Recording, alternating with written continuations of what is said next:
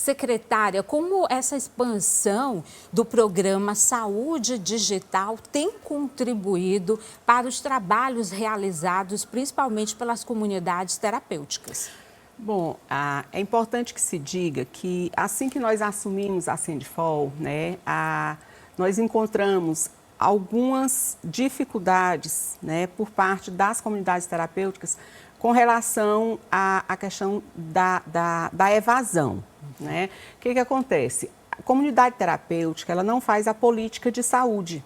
Né? Ela faz o acolhimento. Então, muitas vezes, no ápice da abstinência, as pessoas que estavam no acolhimento, elas acabavam evadindo. E a gente começou a discutir e ver que, nesse momento, existe a necessidade de um protocolo medicamentoso. E, por não ter esse protocolo medicamentoso, né, de certa forma, havia um prejuízo dentro do processo. Então, nós formamos um grupo de trabalho dentro da Secretaria de Saúde, fizemos um termo de cooperação técnica, onde nós levamos o Saúde Digital para dentro de todas as comunidades terapêuticas que são conveniadas com a Sendifol. Ao mesmo tempo, nesse mesmo termo de cooperação técnica, nós incluímos a questão da testagem. Por quê? Porque a maioria das pessoas que estão fazendo uso abusivo de álcool e drogas são pessoas que estão em situação de rua. Então, muitas vezes a gente não tinha esse controle, se aquele acolhido, ele tinha, por exemplo, HIV, hanseníase, tuberculose, né? Então, hoje, todas as pessoas que chegam, que ingressam dentro das comunidades terapêuticas para o processo de acolhimento, elas passam pela testagem e, caso dê positivo, elas passam a ser acompanhadas pelo sistema de saúde do nosso estado.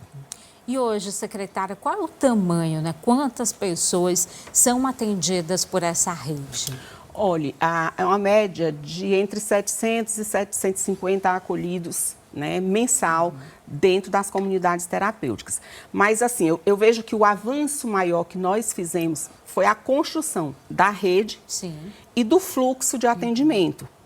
E, principalmente, fazer com que a rede se conheça, né, e se reconheça dentro do processo do fluxo de atendimento. Porque a Sendifol, ela não é um órgão executor da política.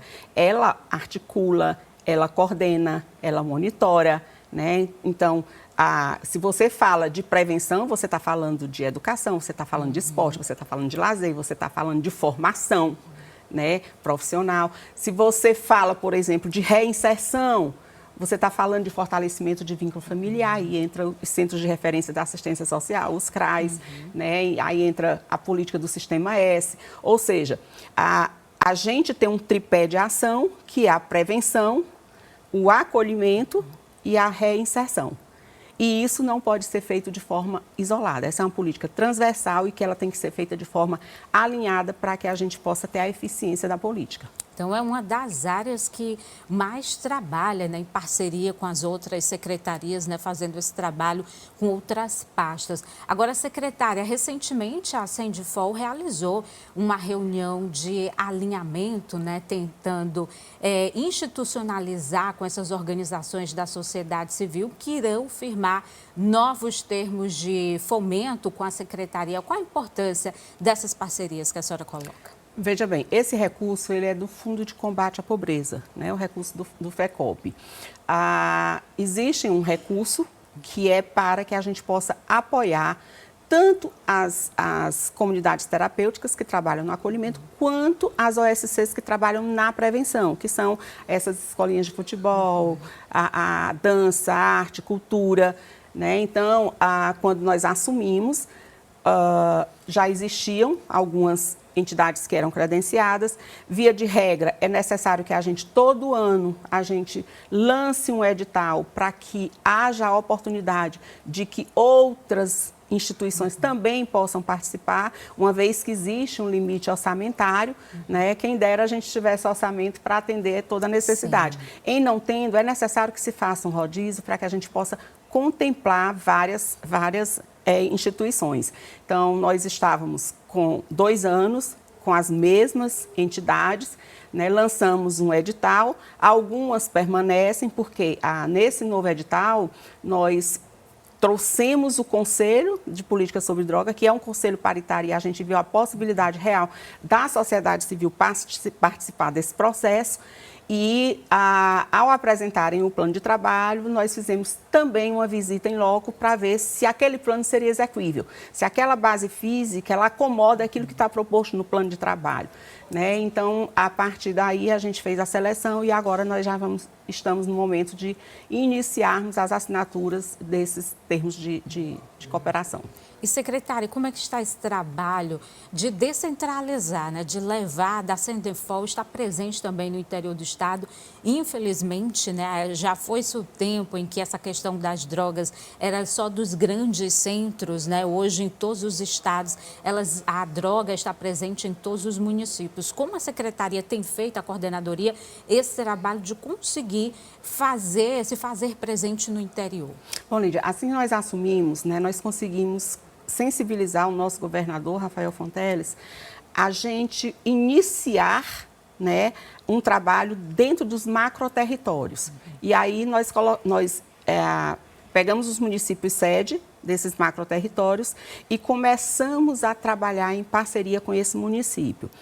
Recentemente, nós tivemos um evento na PPM, onde nós discutimos com os gestores municipais a importância de eles terem, se não uma secretaria ou um departamento dentro de alguma política, seja da assistência, seja da educação, enfim, mas que tenha um direcionamento administrativo para essa política, né, de enfrentamento às drogas.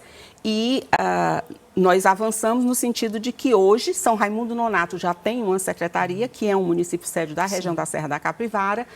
Picos, o prefeito Pablo recentemente criou uma coordenadoria de políticas sobre drogas e agora a gente está trabalhando Parnaíba, né, e Floriano, para que a gente possa ter essa sensibilização dos gestores e a importância dos municípios começarem a trabalhar os seus planos municipais, porque são os planos municipais que eles direcionam as ações. Então, a gente não tem a ilusão de que isso é uma política fácil, não é uma política muito difícil. A gente esbarra nas questões orçamentárias, a gente esbarra no fato de que o Piauí é um estado que tem uma extensão territorial muito grande e, por ter essa extensão territorial muito grande, muitas vezes há uma diversidade muito grande na apresentação dos problemas e, consequentemente, no enfrentamento desses problemas.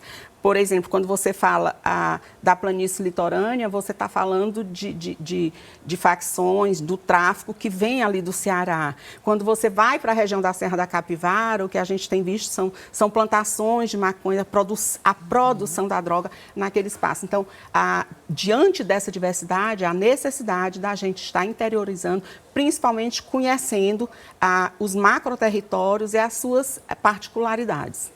A senhora falava dos 3 pilares, né, para esse trabalho. A reinserção dessas pessoas na sociedade é um desses pilares. Essa talvez seria a parte ali mais difícil. Hoje, como é que está a nossa consciência como sociedade sobre esse processo de reinserção? Olha, a dificuldade é porque, assim, na verdade, quando a gente fala de reinserção, a gente fala de um contexto muito amplo. Então, por exemplo, as pessoas que estão no acolhimento, elas têm que começar a ser trabalhadas no momento em que elas ingressam dentro da comunidade terapêutica. Por quê? Porque a primeira coisa que a gente tem que se preocupar é com o projeto de vida de cada um. Cada pessoa tem os seus potenciais, tem os seus talentos, então a gente não pode tratar igual os desiguais. Então, a gente tem implantado dentro das comunidades terapêuticas o projeto de vida, e isso até em parceria com a Coordenadoria de Juventude do Estado do Piauí. A gente tem buscado uma parceria com o Sistema S na formação, uma parceria com a SASC, né, por conta da política da assistência social, né, porque o que acontece? Se você não trabalhar a reinserção, no momento do desligamento, aquela pessoa ela vai sair, ela vai dizer assim, para onde eu vou? Via de regra, os vínculos familiares, eles já foram quebrados, se não foram quebrados, estão extremamente fragilizados. Então, muitas vezes a família sequer aceita, né? Porque já passou por tantos problemas que ela tem medo do que possa acontecer. Então, a família, via de regra, não aceita. Se você não começou a trabalhar o fortalecimento do vínculo familiar no momento em que a pessoa ingressou, fica muito difícil no momento de sair você querer que a família receba. Não é só a questão de você colocar a pessoa no mercado de trabalho, mas é você preparado durante todo o período que ele está em acolhimento para que ele volte a conviver em família, em sociedade, no trabalho, na formação. Então, assim, é um aspecto que a gente não pode deixar de analisar a conjuntura total. Até observar, por exemplo, se é interessante que a pessoa volte para o mesmo território de onde ela saiu, porque muitas vezes é interessante que ela não volte para aquele mesmo território, mudar porque a lá, convivência, né? exatamente, até porque lá pode ser um espaço propício para recaídas, né? Então tudo isso tem que ser avaliado e isso tem que ser analisado de forma individual. Então realmente é um trabalho muito complexo, é um trabalho que requer, além do comprometimento, é você ter uma compreensão da magnitude que é isso e que isso não é apenas um problema de saúde, mas ele é um problema, inclusive, que afeta diretamente o desenvolvimento do nosso Estado, porque muitos jovens que deveriam estar na escola, que deveriam estar passando por um processo de formação para que pudessem ser, no futuro, uma mão de obra especializada, estão nas ruas se drogando, né, e perdendo seu tempo e sua vida. Agora a secretária Simone Pereira se despede desse trabalho, né? Hoje, seguindo a legislação eleitoral, ela vai se desincompatibilizar do cargo de coordenadora da Sendenfol. Qual o balanço que a senhora faz desse trabalho à frente dessa coordenadoria, que é um grande desafio, né? Bom, eu desde o momento em que eu recebi o convite e aceitei o desafio, eu sempre coloquei que quem estaria sentando lá não seria a parlamentar, mas a assistente social. Então, assim, a gente fez um trabalho com muito foco, né, com muita responsabilidade, com muito compromisso.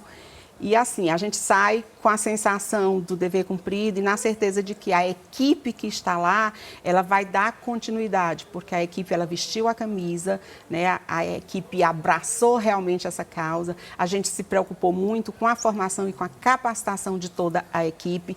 Hoje nós temos o apoio integral da Secretaria Nacional de Política sobre Droga, através do Ministério da Justiça, e eu não tenho dúvida de que a equipe que está lá vai dar continuidade e a gente sai, não nega, assim, com um pouquinho de saudade, de pesar. É como eu tivesse passado por um processo de geração de um filho, né? Mas eu não tenho dúvida de que a semente foi plantada e que a gente avançou e vai continuar avançando nessa política no estado do Piauí. Muito obrigada, secretária. Parabéns pelo trabalho. Agora deixa a secretária, volta a ser deputada. Voltar a ser parlamentar.